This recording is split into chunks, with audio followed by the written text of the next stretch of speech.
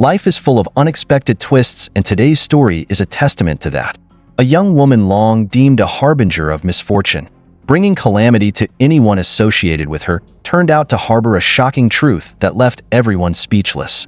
Let's turn back the clock to 1976 and uncover the case that shook South Korea to its core in the late 20th century. Gangwon Province, nestled in northeastern South Korea, is a popular tourist destination known for its scenic beauty. It is also the birthplace of today's central figure. Born in 1976, Yoon Jin Sook grew up as the second child in an ordinary family with an older brother and a younger sibling. From a young age, she stood out with her fair skin and uniquely attractive features. As she matured, her natural beauty became even more striking. Her tall and elegant figure, soft-spoken voice, and impeccable fashion sense made her the object of admiration for many men. However, appearances can be deceiving, and Yoon Jin Sook's outer charm belied a far darker reality. Even during her school days, she left a poor impression on those around her. Not only did she struggle academically, but she also had a penchant for petty theft. In high school, she was even forced to transfer after being caught stealing money from a classmate. After graduating, Yoon Sook left her hometown and moved to Seoul, where she found work in the sales department of an insurance company. In 1997, at the age of 21, she met Lee, a man employed at a logistics company. Their love was so intense that she ignored her parents' strong objections, choosing to move in with him. The couple officially registered their marriage in July of that year. Shortly after their wedding, they welcomed a baby girl. Yoon Sook quit her job to care for their child, leaving the family's finances entirely dependent on Lee's modest income. As expected, life became increasingly challenging. Yoon Sook, who had always loved maintaining her appearance, found it hard to adjust. She continued to apply makeup daily and desired new clothes, but the couple's limited funds couldn't keep up with her needs. Arguments over money became more frequent. Yoon Sook's greed even drove her to steal her father's retirement savings, which he had entrusted to her mother. Tragedy struck on February 17, 2000, when the couple's 2-year-old daughter fell from a height and suffered fatal head injuries. The shocking incident left both parents devastated. Yoon Sook reportedly sought treatment for depression, relying on antidepressants to cope. Initially, the incident didn't attract much attention. However, rumors soon began to circulate, suggesting that Yoon Sook had orchestrated her daughter's death to claim insurance money. The mother, once an insurance agent, had taken out a policy for her child. When the little girl passed away, Yoon Sook was the sole beneficiary of the payout. This insurance money allowed her to indulge in shopping and live comfortably without working. The child's death became the catalyst for a series of horrifying events. Upon investigating Yoon Sook's insurance records, authorities discovered a disturbing pattern. Less than a month after her daughter's death, Yoon Sook had taken out 2 substantial life insurance policies for her husband. Once again, she was named as the sole beneficiary. What initially seemed like a tragic accident now hinted at something far more sinister, a chilling prelude to the horrors that were about to unfold. Yoon Jin Sook frequently visited the hospital, claiming she was struggling to cope with the immense grief of losing her beloved daughter. This allowed her to obtain large quantities of antidepressants and sleeping pills prescribed by unsuspecting doctors. However, Yoon Sook never took the pills herself. Instead, she deceived her husband by convincing him they were health supplements. On April 1, 2000, after consuming large doses of these so-called supplements, over time, Lee began experiencing disorientation and occasional lapses in consciousness. Recognizing the opportunity, Yoon Sook wasted no time and pushed her husband down the stairs. Fortunately for Lee, the fall resulted in only a mild brain injury and no severe complications. This outcome, however, was far from what Yoon Sook had hoped for. Just 27 days later, she pushed him down the stairs again. This time, the injuries were more serious, landing Lee in the hospital for several weeks. Despite these repeated accidents, Lee never suspected foul play. He attributed the falls to his own carelessness, while Yoon Sook played the role of a caring wife. Meanwhile, Yoon Sook received 340,000 won in insurance compensation. For someone as greedy as her, this amount was far from sufficient. She immediately began hatching a more sinister plan. By mid-May 2000, shortly after his hospital discharge, Lee found himself unable to see out of one eye. The cause baffled doctors, and Lee, not wanting to worry his wife, reassured her that he was fine, insisting he could still see with his other eye. But the troubles didn't end there. A few days later, Lee suffered severe burns on his face from hot oil. In Sook claimed he had been clumsy while cooking and accidentally spilled the oil. Of course, none of these incidents were accidents. In Sook knew that injuries like blindness and burns, in addition to accidental death, would result in substantial insurance payouts. She continued to feed her husband the supplements, further deteriorating his health. In just 2 months, Lee experienced an alarming string of accidents. One might wonder why neither Lee, his family, nor the insurance companies grew suspicious. Here's where In Sook's cunning came into play. The large doses of antidepressants had rendered Lee increasingly lethargic, forgetful, and detached. Coupled with his grief over their daughter's death, Lee's family and friends believed he was struggling with mental health issues. Meanwhile, In Sook meticulously maintained her image as a devoted wife. She was always by Lee's side, tending to him lovingly after each accident. This won her the trust and admiration of her in-laws, who felt reassured by her presence. At the time, insurance companies couldn't share data on claims or payouts, which meant they couldn't detect any irregularities in Sook's records. She cleverly justified each claim by citing Lee's worsening depression following their daughter's death, which made him prone to accidents. The companies, seeing Lee's significant weight loss after the tragedy, accepted her explanations without question. With everyone convinced of her innocence, Sook had complete control over Lee and isolated him from the outside world. She used this opportunity to repeatedly orchestrate accidents to claim insurance money. Whenever she received a payout, she squandered it on shopping, beauty treatments, and late-night outings. This easy method of making money only fueled In Sook's greed, pushing her to take increasingly reckless actions. On September 9, 2000, In Sook escalated her cruelty, stabbing Lee in the abdomen and claiming he had injured himself during a psychotic episode. She received a sizable insurance payout from this incident. 5 months later, despite Lee still recovering from his abdominal wound, In Sook stabbed him again. This time, the injuries to his stomach and liver were so severe that he required hospitalization. Over the next 2 months, Lee endured 2 more stabbings. His body, weakened by repeated severe injuries, was nearing its breaking point. Lee passed away at the age of 27 in the hospital on March 25, 2002, due to severe infections and rhabdomyolysis. To outsiders, his death seemed unremarkable. Many believed his worsening mental health had ultimately taken its toll. Investigations later revealed that from the first incident of Lee falling down the stairs to his death, In Sook had collected a total of 58 insurance payouts from 2 companies amounting to approximately 280 million won. Most of this money had already been squandered. According to acquaintances, In Sook had an extravagant lifestyle and indulged in every whim.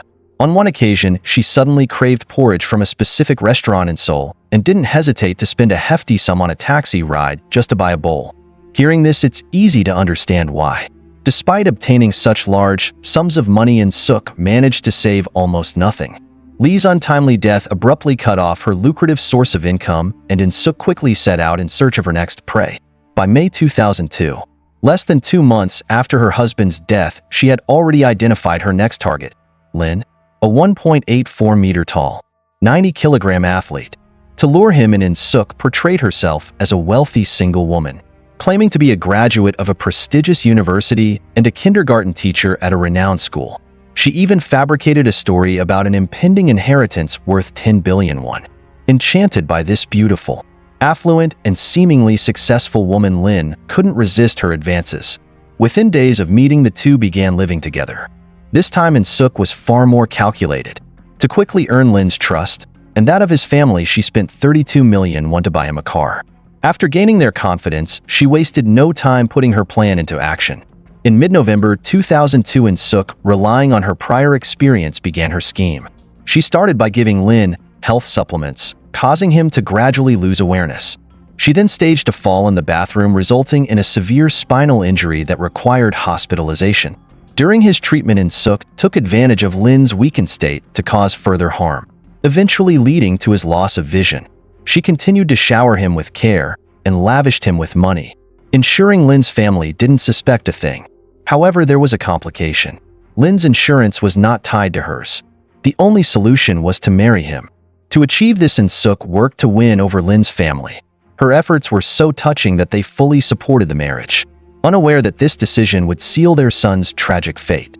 Once married, Lin's condition deteriorated rapidly under In Sook's care. He frequently suffered injuries, ranging from stab wounds to burns.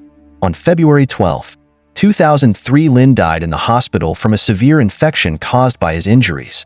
Lin's sudden death raised suspicions among his family. Despite Yoon Sook receiving 40 million won in insurance compensation, but Lin's relatives noted that he had been in good health before meeting Yoon Sook. Even in his final days, he had been lucid, talking and laughing with loved ones. Unable to ignore their doubts, they requested an autopsy to determine the true cause of death. Upon learning of this, Yoon Sook became terrified her secrets would be exposed. To divert attention, she proposed holding a wedding ceremony for her deceased husband. At first, Lin's family was against the idea, fearing it would hinder her ability to move on. But Yoon Sook insisted, claiming it was her way of honoring their love. Her determination touched everyone, and the family eventually agreed. Guests at the ceremony were deeply moved by her apparent devotion, admiring her undying love for Lin despite the divide between life and death. Little did they know the horrifying truth Yoon Sook was hiding. After the wedding, Yoon Sook disappeared without a trace, taking Lin's insurance payout and the child she was carrying with her. Not long after, her premature baby required frequent hospitalization, but Yoon Sook continued to squander money recklessly. Now, not only had she lost her primary source of income, but Yoon Sook also had to cover her son's medical bills. The insurance money she had deceitfully obtained from her two late husbands was nearly depleted. In her desperation, Yoon Sook set her sights on a shocking new target: her own family. She decided to return to her hometown in Gangwon province with her child. If you recall, earlier in the story, it was mentioned that Yoon Sook had severed all ties with her family and left her hometown to be with her lover. Her relationship with her family had been strained ever since. Upon her return, she tearfully apologized to her mother and two siblings, recounting the unfortunate events that had befallen her during her time away. Her tearful pleas earned her their forgiveness, setting the stage for her next heinous plan.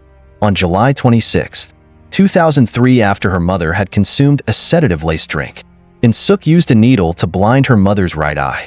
The mother, unaware of what had happened, told the doctor, "Recently I've been feeling dizzy. Yesterday, after drinking a pomegranate juice my daughter made for me, I started feeling faint and had a headache. I lay down for a while, and when I opened my eyes, I realized I could no longer see out of my right eye." The doctor informed her that her eye might have been damaged by a foreign substance. Meanwhile, Yoon Sook played the role of the devoted daughter, meticulously caring for her mother. She was praised by everyone around her as a model of filial piety, completely masking her true intentions. On November 2nd, 2003, Yoon Sook invited her older brother out for drinks, claiming she wanted to mend their relationship. Her brother, touched by her apparent change of heart, was thrilled. Over drinks, they shared stories and laughs, but after a few glasses, he began to feel disoriented. Jokingly, he remarked that his tolerance for alcohol must have worsened, but after that, he remembered nothing. The next morning, he woke up in a hospital bed, completely blind. Unbeknownst to him, Yoon Sook had poured corrosive hydrochloric acid, HCl, into his eyes while he was unconscious. Once again, Yoon Sook feigned concern, consoling her brother and urging him not to lose hope. She continued to play the part of the caring sister, while secretly injecting unknown substances into his foreline to hasten his demise. However, her brother miraculously survived. Her motive? Yoon Sook had insured her mother, but listed her brother as the beneficiary. According to her plan, her mother's disability, combined with her brother's potential death, would allow her to step in as the sole legal representative to claim the insurance payout. Her greed knew no bounds. Rather than earning an honest living, Yoon Sook funded her extravagant lifestyle through the suffering and lives of those closest to her. She continued to spend lavishly, and when the money ran out, she resorted to scamming acquaintances and maxing out their credit cards. When those funds were exhausted, she sold her family's home. To convince her family to agree to the sale, Yoon Sook fabricated a story, claiming she had used her years of savings and her late husband's insurance payout to buy a new home in the capital. She promised they would all move there together, making it easier for her to care for her mother and brother. Moved by her words, her family tearfully agreed. But once the sale was finalized, Yoon Sook pocketed the money and continued her reckless spending spree. As the moving day approached, so did the day her lies would unravel. To prevent her deceit from being exposed, Yoon Sook devised a horrifying plan. One night, she persuaded her family to take health supplements and then set the house on fire. Fortunately, Her brother, partially regaining his senses after inhaling the smoke, woke up and alerted the others. The entire family narrowly escaped the blaze. Although her plan failed, Yoon Jin Sook still managed to receive a total of 240 million won from the insurance company after her house burned down, leaving her without shelter. Jin Sook and her son sought refuge with Kong, a housemaid she knew. Initially, Kong was reluctant to let them stay, as her family's small home was already cramped. However, moved by Jin Sook's seemingly sincere plea, Kong agreed to let them stay for 1 month. A month passed, but Jin Sook showed no intention of leaving. Frustrated, Kong finally confronted her. "When are you planning to find another place to stay?" Jin Sook's pride was wounded by this remark. Angered, she did something that led to the unraveling of her many past crimes. Late at night on February 1st, 2005, Jin Sook set fire to Kang's home. She then grabbed her son, covered their mouths with wet cloths to avoid inhaling smoke, and fled the scene. When firefighters extinguished the blaze, they found Kang's family severely injured. They were rushed to the hospital, but Kang's husband succumbed to his injuries. While the fire temporarily soothed the rage in Jin Sook's mind, it also left her fearful that Kang might suspect her. To eliminate any doubt, Jin Sook set fire to Kang's hospital room just days later. Fortunately, firefighters arrived in time to extinguish the flames, preventing significant damage. However, they detected the smell of gasoline at the scene, indicating arson. The incident was reported to the police for further investigation. Surveillance footage from the hospital quickly identified Jin Sook as the arsonist, and she was promptly arrested on charges of deliberate arson. At her trial, Jin Sook appeared well-dressed but visibly anxious. Whenever questioned about the fires, she would collapse dramatically and pretend to faint. She was repeatedly taken to the hospital, but doctors consistently found no physical issues. Even in court, Jin Sook continued her performance, claiming she was haunted by the memory of her daughter, who had tragically died in an accident years earlier. She tearfully explained that her grief made her mentally unstable and caused her to see her daughter's image in the flames. She also expressed concern for her 3-year-old son, who was gravely ill and needed her care. Her emotional plea even brought her to tears as she begged for bail to tend to her child. Initially, the police viewed the case as the desperate actions of a grieving mother. However, just days after the hospital fire, the investigation took a shocking turn. A day after police had completed their routine procedures, an unexpected visitor arrived at the station, Jin Sook's younger brother. The brother described his sister as someone cursed, comparing her to characters from horror movies who bring misfortune to everyone around them. He explained how both of Jin Sook's previous husbands had died within a year of marriage and how, after she returned to their family, their mother and elder brother had mysteriously lost their eyesight and suffered severe health problems. With the 2 recent fires, her brother began to suspect that Jin Sook was at the center of all these tragedies. His testimony raised doubts among the investigators, prompting them to dig deeper. They examined Jin Sook's social connections, financial records, medical history, and insurance claims, uncovering a web of deceit and crime. On April 19, 2005, police rearrested Jin Sook on charges of fraud, intentional injury, and more. Just weeks before her arrest, her young son had been hospitalized due to illness.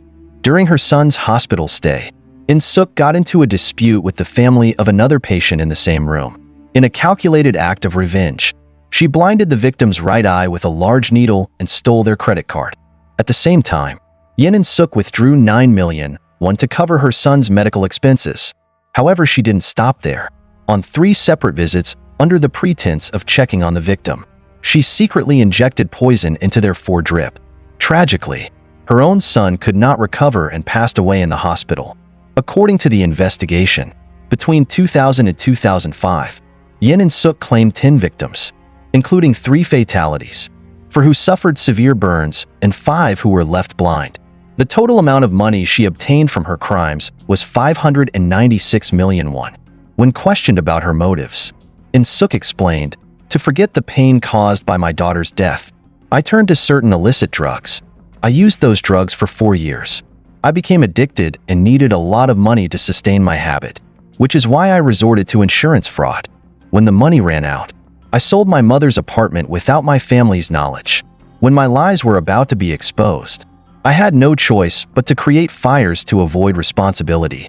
The police conducted a hair sample analysis on Yoon Jin Sook, but found no traces of illicit substances. When confronted with their skepticism, she claimed she had been using strong drugs excessively before her arrest, suggesting this might have cleared the substances from her system. However, investigators found no records of her spending money on such substances. On the contrary, the families of her two deceased husbands reported that Jin Sook always appeared vibrant, articulate, and far from the demeanor of an addict. A month-long psychiatric evaluation revealed that Jin Sook was not suffering from any mental illness. Every crime she committed was calculated and deliberate. While a diagnosis of antisocial personality disorder couldn't be ruled out, there was no evidence she lacked awareness of her actions. After months of investigation and evidence gathering, Yoon Jin Sook was charged with 10 counts, including domestic violence, arson, murder, robbery, and fraud. Her motivation was plain: the pursuit of luxury and personal indulgence. Jin Sook admitted to most of the charges, but sought to reduce her sentence by insisting that drug use had severely impaired her mental and physical health.